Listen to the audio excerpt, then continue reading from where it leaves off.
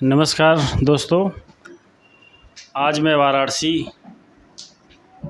वाराणसी में हूँ, शिवपुर विधानसभा में। यहाँ पर एक क्षेत्र है लोढ़ान, वहाँ के जो है पूर्व पंचायत, जिला पंचायत सदस्य और पार्षदी का जो चुनाव अभी पिछले समय हुआ था, उसमें पार्षदी निर्दल रूप में लड़े थे। एक प्रत्याशी हैं, पूर्व प्रत्याशी, और युवाओं में इनका काफ़ी क्रेज़ है। सुनील कुमार प्रजापति जी हैं, तो आज हमारे बीच में हैं, तो हम कुछ इनसे जानना चाहेंगे कि क्या है आगे की योजना। और भारतीय जनता पार्टी के आपका चैनल में स्वागत है, सुनील कुमार प्रजापति जी। धन्यवाद आपका। ये बताइए कि आप राजनीति में आपका कैसे प्रवेश हुआ, और एक चीज़ जैसे ज़्यादा सुनने में आया है कि आपका युवाओं में बहुत क्रेज़ है, उसका मतलब क्या कारण है और आपने इसे अब तक क्या किया है? हम लोग सदैव हमेशा जब राजनीति की हम लोग शुरुआत किए 2010 में, तब से हम लोगों को महत्व देने का काम, लोगों के बीच रहने का काम, लगातार हम लोग लोगों के बीच में रहते हैं। लोगों के सुख में, दुख में, ज़रूरत पे जो मेरी क्षमता हो उसके अनुकूल उनकी मदद करना, लगातार ये हम लोगों के समझ लीजिए व्यवहार में है।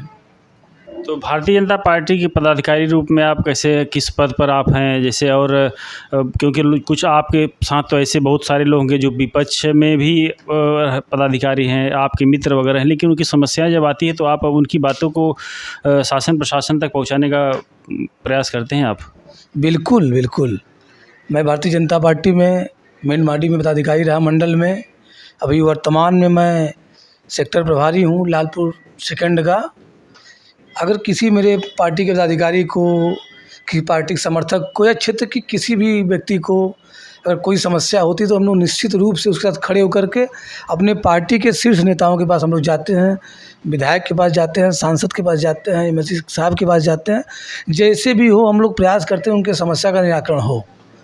तो ठीक है, इसी तरीके की जैसे मैं कई लोगों से आपके ही सरकार के सहयोगी रहे हो, चाहे पार्टी में, मैंने सवाल बार बार पूछा है, और आज वही सवाल मैं आपसे भी जानना चाहूँगा कि जैसे कि आप भी पिछड़े वर्ग से आते हैं, तो इस समय आरक्षण पर कुठाराघात जैसे किया जा रहा है। अभी 69,000 बहुचर्चित शिक्षक भर्ती आप देख ही रहे हैं।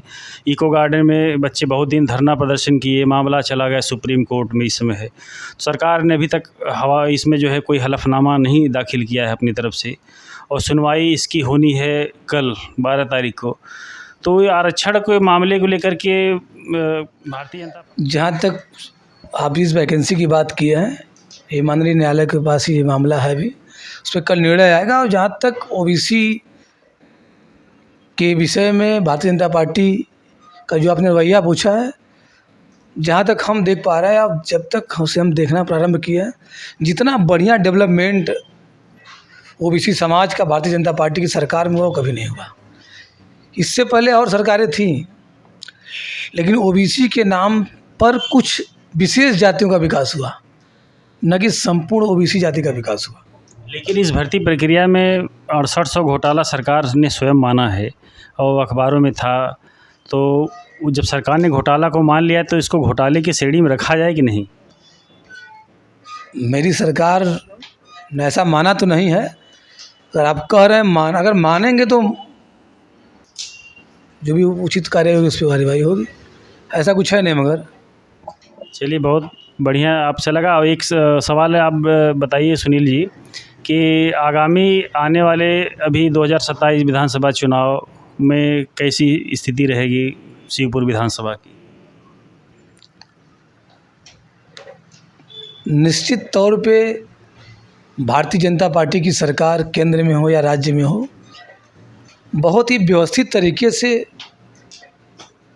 काम को कर रही है। हाँ, कुछ निचले स्तर के विधायकों से, मंत्रियों से लोगों की शिकायतें हैं, लेकिन बहुत गंभीर शिकायतें नहीं हैं।